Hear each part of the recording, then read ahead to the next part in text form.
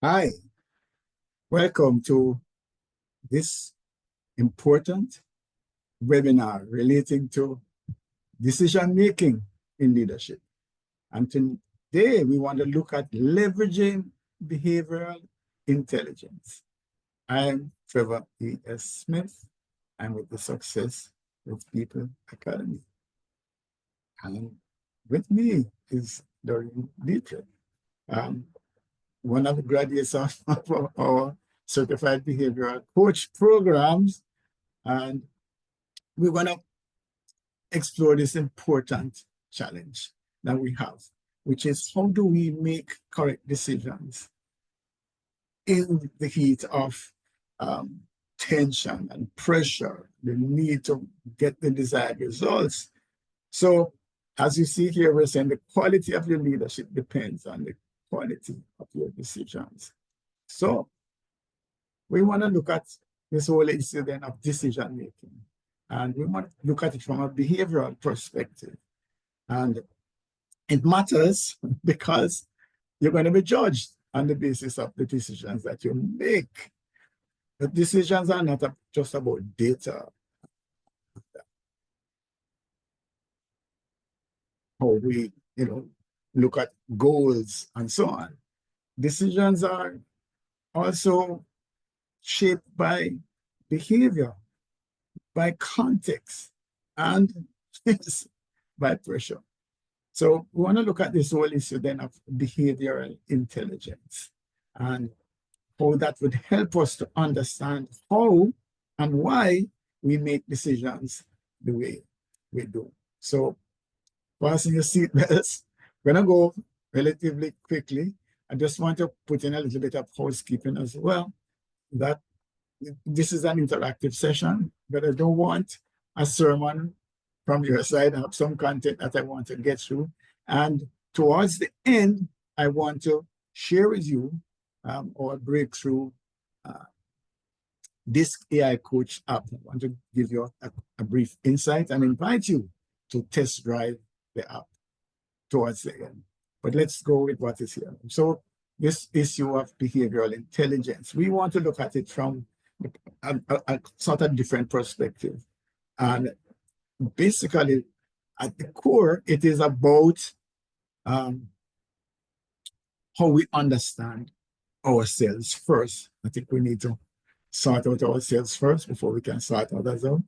And then to be able to, quote unquote, read behaviors, be able to pick up signals as to what's happening on the other side. So if you think about language now in terms of spoken language, etc., we would go somewhere. Let us say we go to a conference and somebody approaches us and speaks.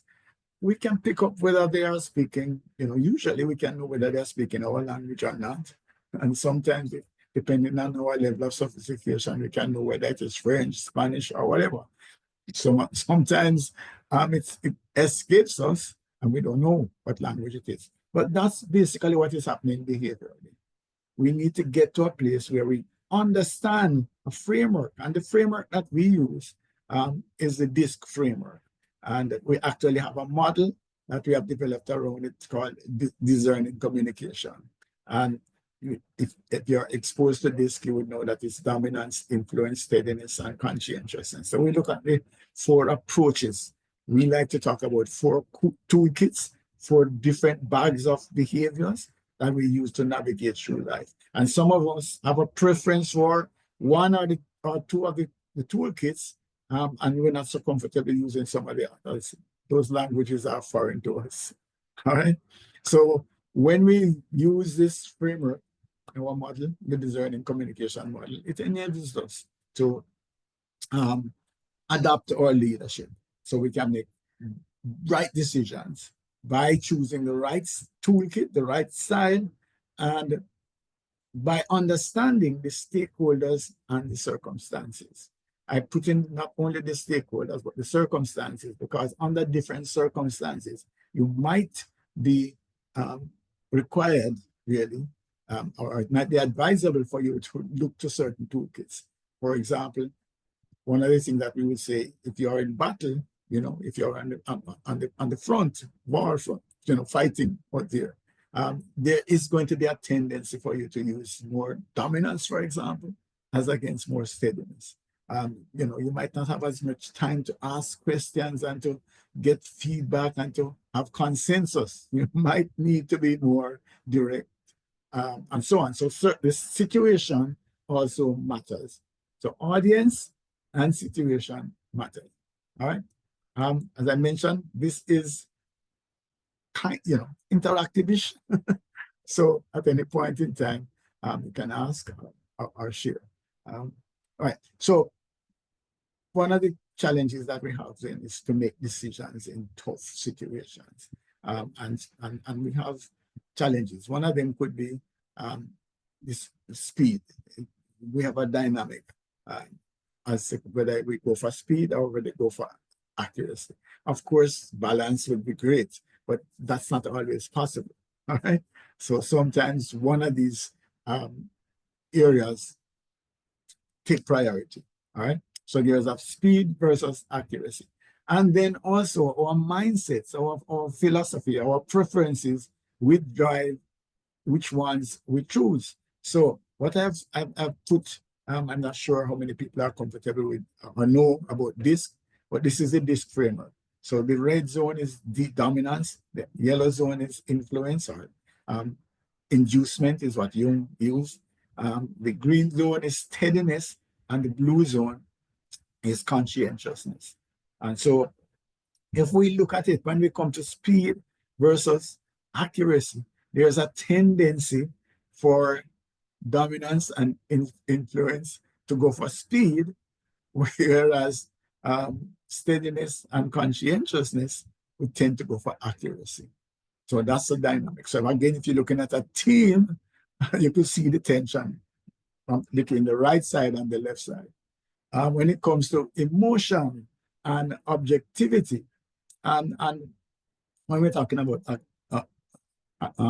objectivity here, we're looking more to say how the extent to which you can be dispassionate. You can make the decision without being overly caught up in your emotions. So that's it. Here now, the split is different in the sense that the top D and C, dominance and conscientiousness, are task-oriented, whereas I and S, the influence and steadiness, tend to be more people-oriented. So they tend to want to involve more emotions in decision-making, whereas the dominance and the C-style individuals tend to want to be task-oriented. Let us look at what we need to get done and let us get the results. And the people, the human, that side of it tends to be underplayed. Hope this is going somewhere for you, right? Then there is the question of the degree of confidence that you have in your decision-making capacity as against not so sure, right? And again, now the right side, dominance and inducement, the I style and the D style tend to be confident that back themselves. As a matter of fact, and it is said that the D style says, I'm not concerned about making the right decisions. I make my decisions right. I am not overly concerned about making the right decisions. I make my decisions right. So I'm going to back myself to make the right call. If I have not made the right call, then I organize it, I fix it. In the meantime, our friends on the left are analyzing, group think, not group thinking, are going through the processes and going over it. Make consensus is the word I was looking for. Seeking consensus, more analysis. That's the dynamic that's taking place. In the meantime, these people on the right side are saying, oh my gosh, what's happening here? Right? And then the other dynamic is the groupthink, as against seeking out a different kind of thinking, different input. And in this case, it's strange because it's more like the diagonal, where the D style and the S style tend to facilitate or encourage a culture of groupthink, while the C style and the I style tend to want to have more diverse input, look at things from a different angle. I want to spend a little bit more time with this groupthink versus inclusive input. And basically, the groupthink, in a nutshell, is the idea that you want harmony or conformity. So the group thinks one way, and it's not helpful in terms of decision making. That's the groupthink. The other side is a deliberate process where you try to get as many perspectives as possible, and that would help to put everything on the table and then come to a more informed decision, depending on how you think. There are certain tendencies that if we look at the global situation, that inclusive input is not going to be embraced, and we need to have a more groupthink approach. That's interesting. We'll see what happens over the next 4 years or so, and how lasting that kind of thinking is. All right. So the motivation in terms of groupthink could be just control. If you look at it from the D style, it could be I want everybody to conform. It could also be from the S style, whereas we want peace and harmony. So let's not, cause too much problem. So let us just go ahead, usually for a peaceful life, or for, let's not contend too much. Yeah, if it doesn't really matter a lot, let us leave it alone and not really have to discuss it, because people's feelings might be hurt and so on. So yeah, we just leave it. So that's the idea there. But on the other side note is that no, man, let all the thoughts contend, let all the ideas contend, and then we are going to get to a place where we have a better decision, because we put everything on the table and people feel comfortable. We talk about psychological safety, no bad ideas, nobody's going to get hurt because of what they have said here. Let's go. All right. So this usually, the culture is usually driven by the leadership outlook. And so the group thing, as I said, usually comes from a dominant approach to leadership, where we want everybody to be in lockstep and we just do what we are told. Or it could be that we are encouraging submission. I would even call it collaboration, but yeah, let everybody just norm around this kind of behavior, so that we don't have a lot of fuss and fight. Yeah. So man, it's all right, man. Let's just overlook that. It's okay. Sometimes you have to make a sacrifice. So that's the kind of attitude that might actually produce groupthink. The other thing is we're gonna turn over stones. We're gonna look underneath there. We're gonna ask tough questions, and at the end of the day, we're gonna have a better understanding of what's going on. The risk with the groupthink, obviously, I'm showing a bias here, that I don't think that groupthink is is the best solution, is that some of the critical scrutiny and real serious investigation doesn't take place, and so people can just put things on the table.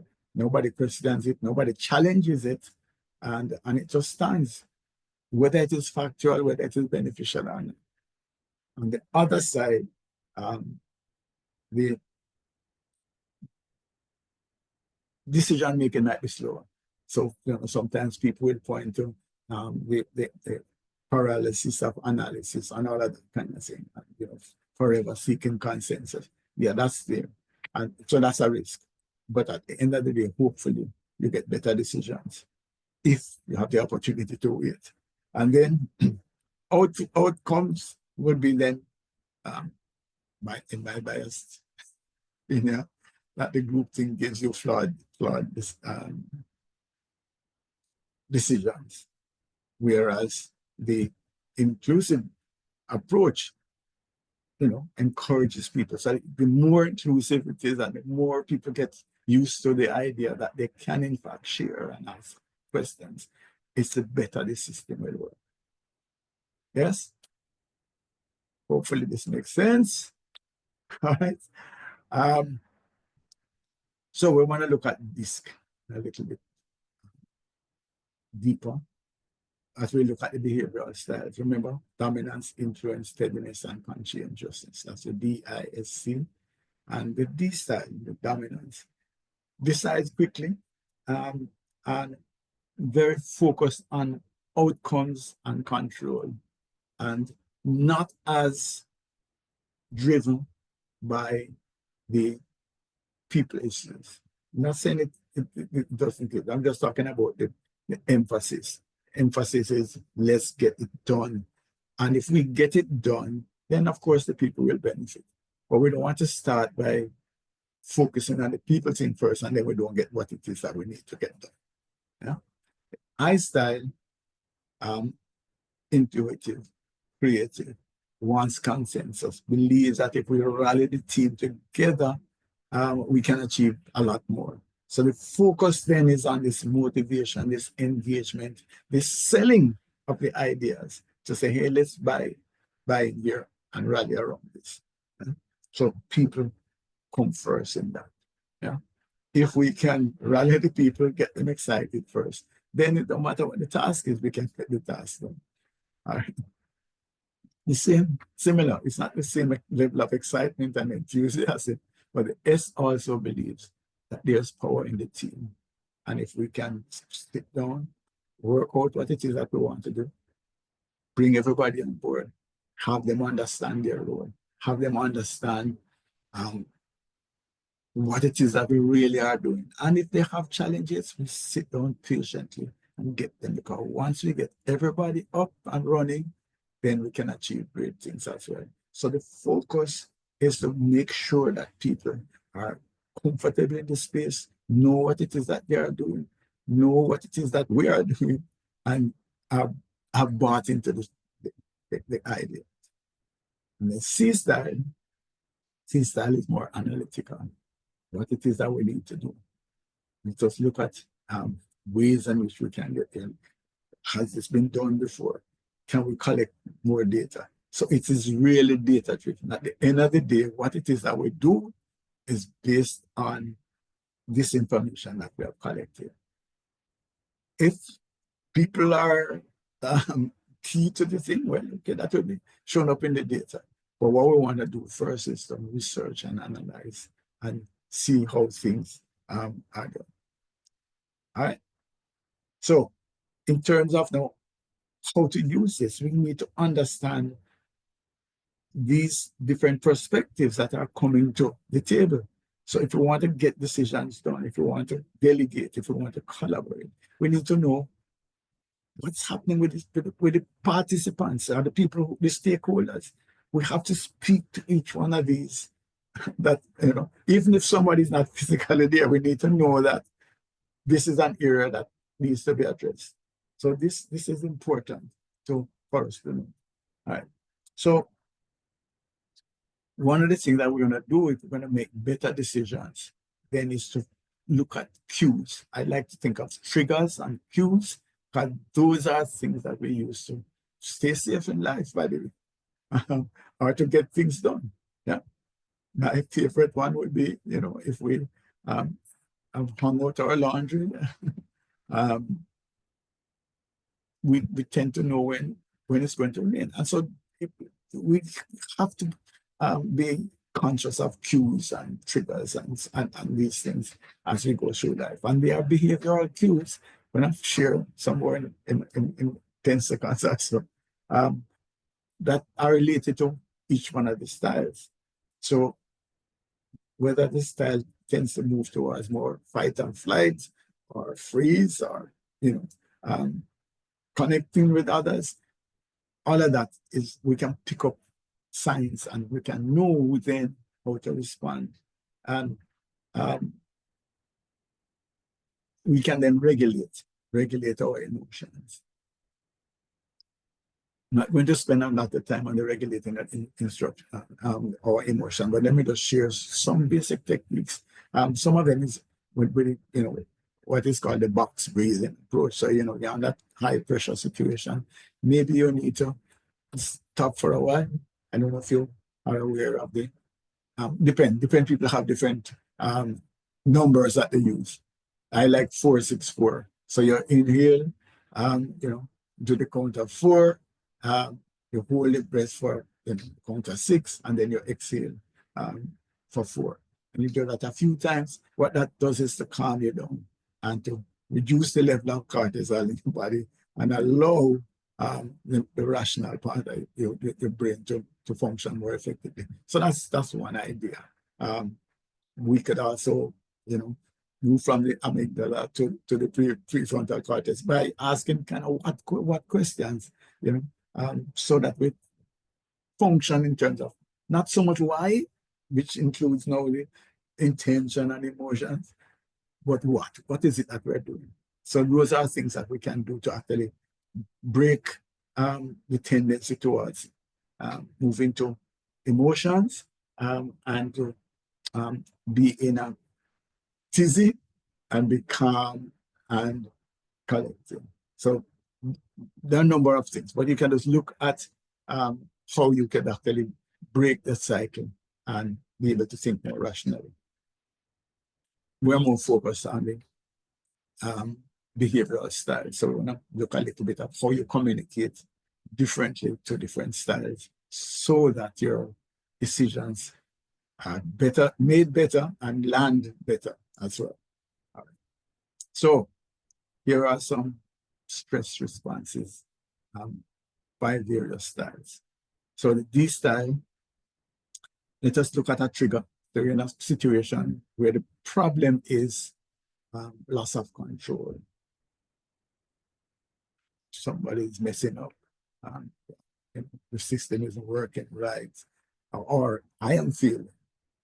And the tendency then is to react. You could, and we talk about observable reaction. So you could see that I'm getting more assertive, maybe is the word that we should use. But yeah, definitely more assertive. You don't want to call it aggressive. I actually use that kind of terminology to show the extreme. But yeah, blunt, more direct in the communication, definitely more impatient, and yeah, more direct in the communication. I really leave those words there, but I'm speaking it in more politically correct terms. But anybody who has been with somebody who likes to use dominance, and when they're off this, I think you will understand where we're going. and the goal really is to regain control, yeah, and to reassert your authority. That's basically the idea. Is that we are falling here, we are out of control.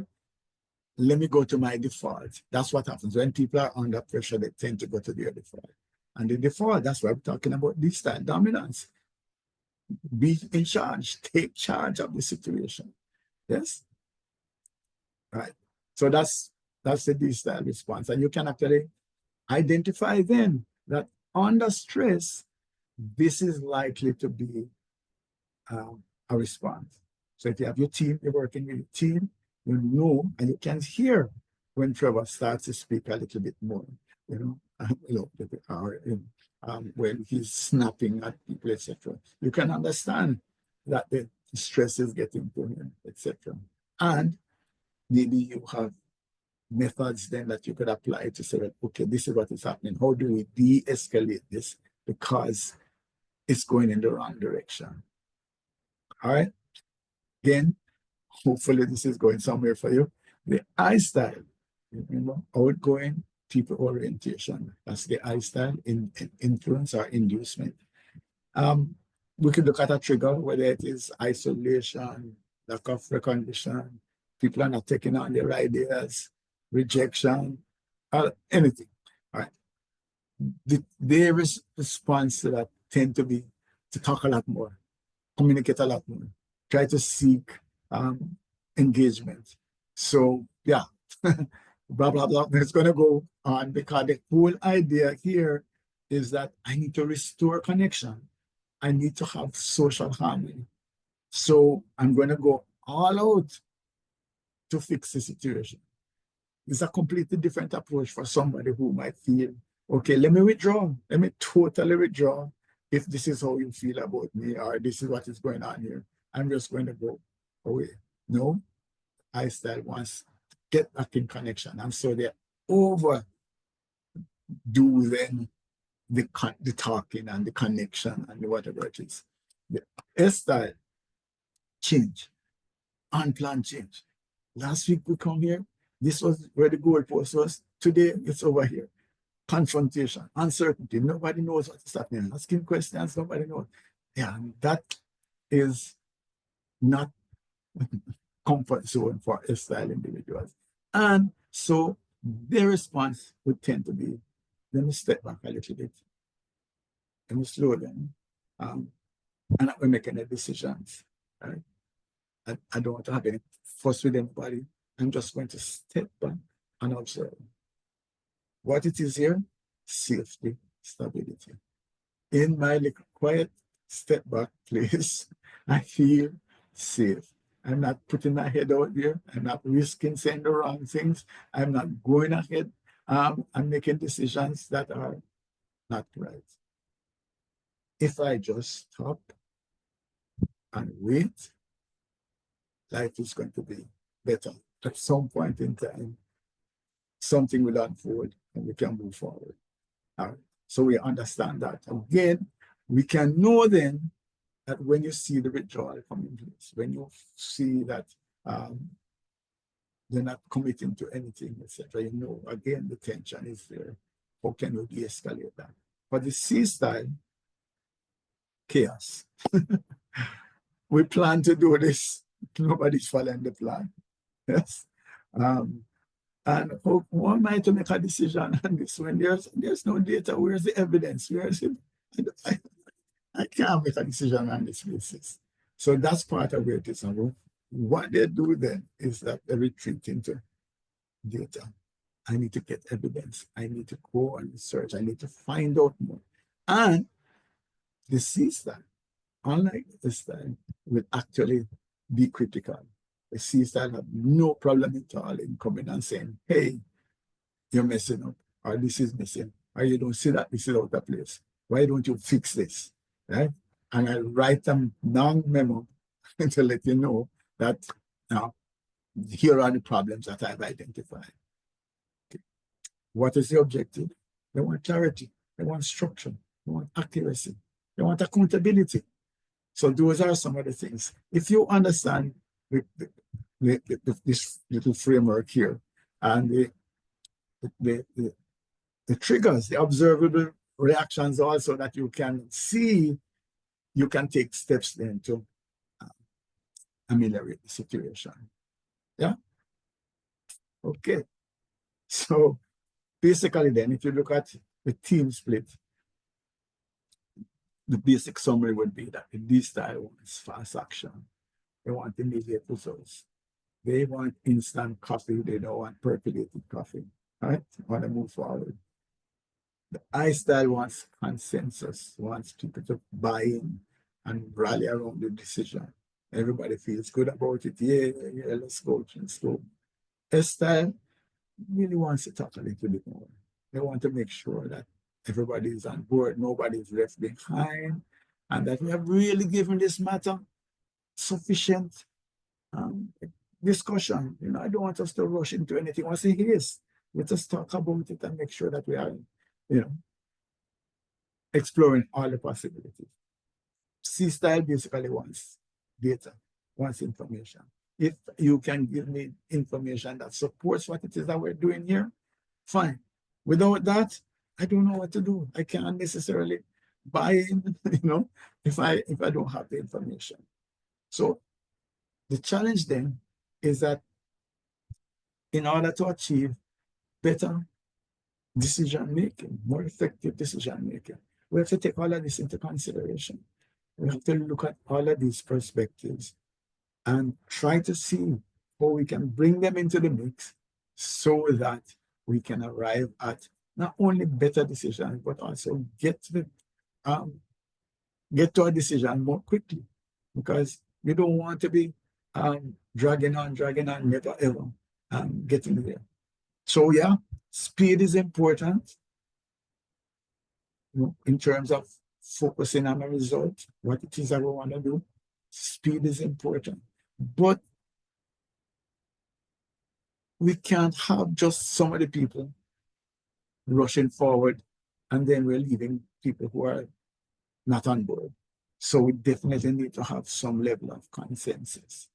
And sometimes, first, the market is important, yes, but that's not always the situation in which we're making decisions. Sometimes we need to really spend more time looking at the implications. And that can't always be done in one quick meeting, for example, or you send with them, an email and ask for some feedback and we're going. Sometimes you really need to job one, talk about the matter for some time in order to get to a place where we feel comfortable that we have looked at all the angles, right? And that's where the C style comes in as well. The investigation, the asking more questions, which sometimes is annoying, you know. Why? And why? And why? And why? And sometimes people get frustrated with it. All right. So, a little bit of neuroscience, which and exploring more and more of this, and it's interesting to see how the neuroscience actually supports the behavioral preference of individuals. Yeah. So in terms of D style, talked about the D style dominance, right? Which is more task oriented, outgoing, task oriented, driven, direct, decisive, domineering sometimes. The in the brain, yeah, I want to get into too much technology. I mean, too technical, but the idea is that there's a tendency to suppress things that relate to like the emotions. Yeah? So there's not a lot of oxytocin, for example, flowing because tending more towards fight or flight in terms of, yeah, we need to get this done, etc. So that's what is driving them, or that is driving, or it is because of the orientation, wanting the quick outcomes, then the brain is responding in a particular way. But what is factual is that you can see the brain activity supporting the decision making of orientation. So the I style, they tend to amplify emotions because they are people-centered. They want to engage. They want to have creativity, people free to do whatever it is that they're doing. So that's part of it again.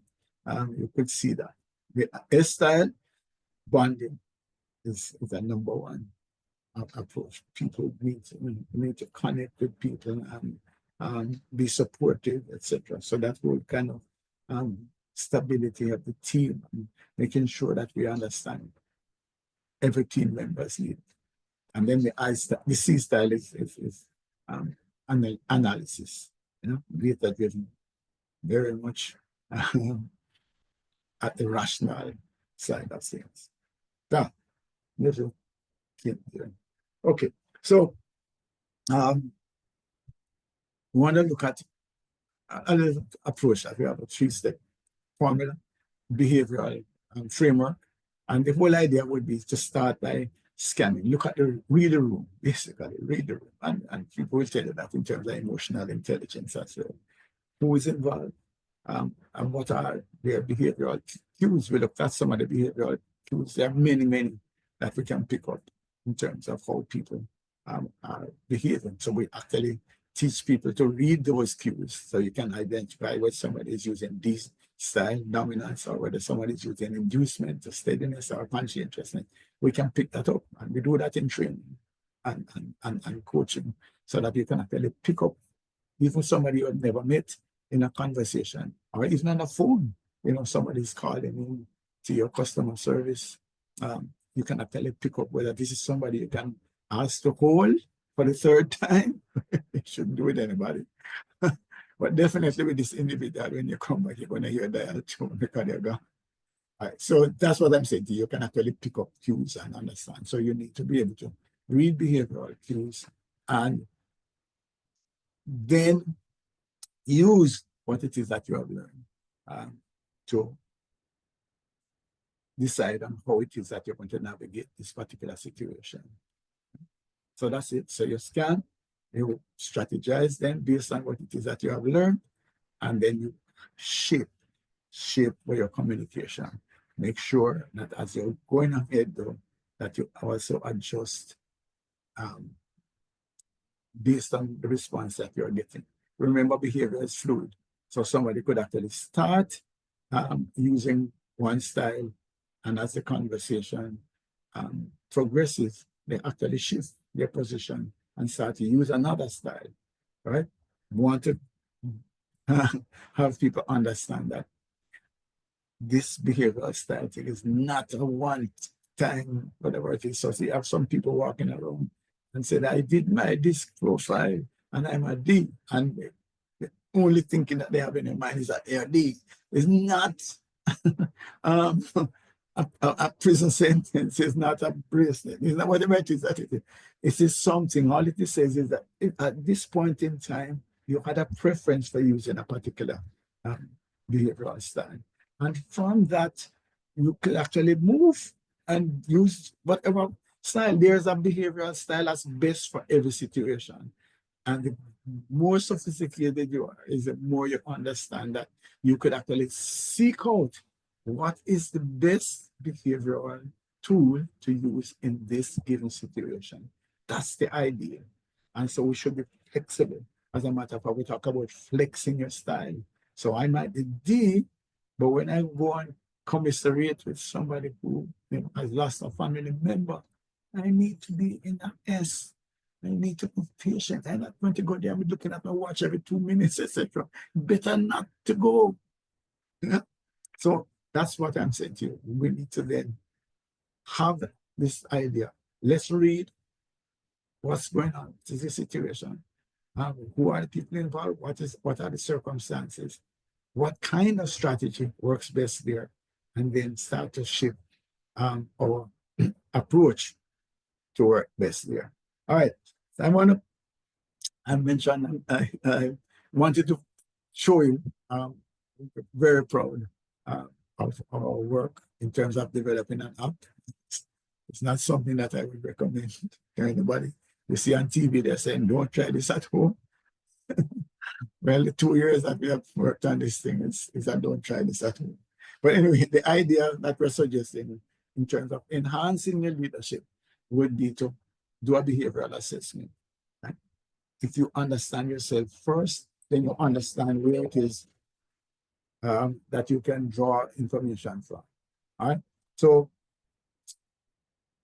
we use extended this, right? So extend this franchise well. So we prefer to, we suggest that that's the behavioral assessment that you would use.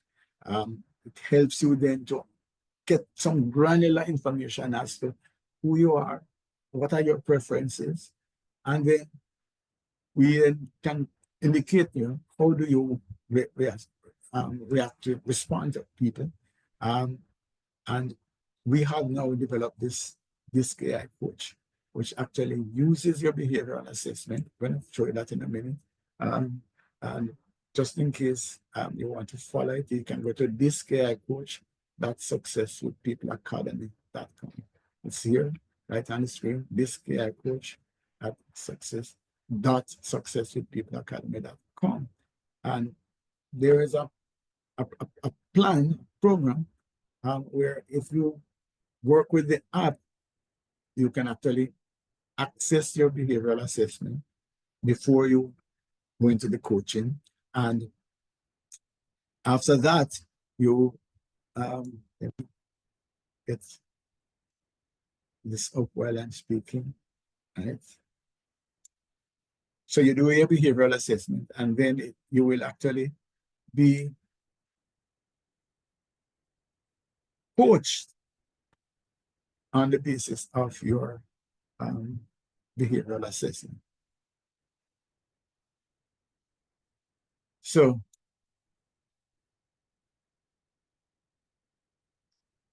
this is where we are. And you'll be able to digitize your report. Yes. And different, as you can see, it covers leadership, communication style, customer service style.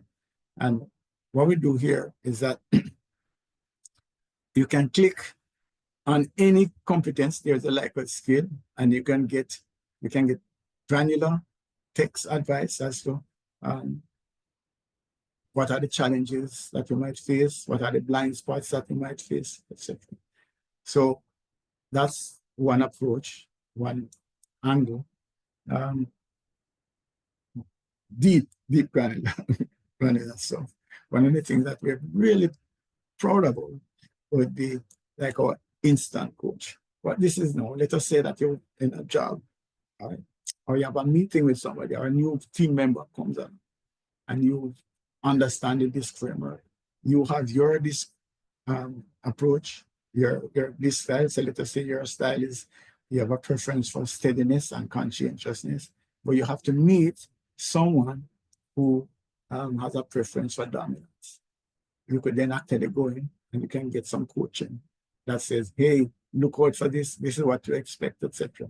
This is powerful, because what it means is that for every situation, you can actually look from your behavioral style and understand how it is to relate to somebody who has a different approach. And so there are leadership. We are focused on leadership and on sales. And when we say leadership, as you can see, so there's project management, there's customer service, even time management, etc. So here we go. We have different things. How do you leverage different behavioral styles? You can filter it for your style. So if your primary style is I style, you can look at it and to see then how is it that you can actually connect with people. We go deeper into, as it says, a deep dive, and we look at things like pitfalls. Yeah, what are potential pitfalls from your behavioral style? Yeah? What is it that you should look out for, right? And then we have growth issues. So all of this is stuff that would be related to your style. So you're not only getting coaching, but you're getting coaching that relates to you. Similarly, in the area of the sales, what has happened is that we have 18 competencies that there was a world collaborative study that identified 18 competencies that would make a salesperson successful. And we have developed then a whole range of coaching, related to each one of them. So you can click on any area and it will give you tips. Now, these tips are actually sent to you, to your phone, what we call a drip content, right? So you could actually select the areas that you want to work on for, let us say, 90 days or a month, and the system will actually send you to your device and a reminder. Trevor, remember today, so and so, and gives you a tip. So that's part of what we use to enhance your development, ongoing development. People find that the studies indicate that this kind of ongoing reinforcement is what ends up producing habits, that the things become embedded. The neuroscience people say 6 to 7 days. I don't know exactly how precise it is. I tend to say let's work for 90 days and work for 3 months at something, and it will actually become a part of muscle memory. So those are some of the things that we looked at. There's another aspect that we look, which is an accountability partner. So you could actually have somebody, you want to call him a mentor, whatever it is, who actually would then work with you through the program to ensure that you get the desired results. Right? So that's what it is. I'm going to ask you if you send us an email at info@successwithpeople.org, info@successwithpeople.org, then I will set you up with a trial period, and you can actually play around, no cost, right? And so that's basically what I wanted to show you. Just wanted to give you a quick idea as to how this works, etc. I don't know if you have any questions that you want to ask about this. And it's a subscription model, I should say, that once you're in, you get 14 days trial, and then 70 US for the year. You actually get your behavioral assessment, and you get the coaching 24/7, 365.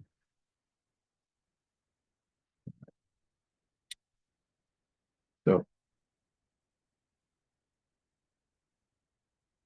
and we have the, as we say, tons and tons and tons and tons of video. All right. I don't like to keep people beyond what I need to. So I'm going to close this down. I want to thank you for your time and invite you to go to this AI coach, successwithpeopleacademy.com, and or you can go to this AI coach at extendeddisk.solutions.org and access the free trial. If you don't remember any of that, send me an email at info@successwithpeople.org. Or if you're coming through LinkedIn, you can send me a direct message and I will take it from there. Thank you very much.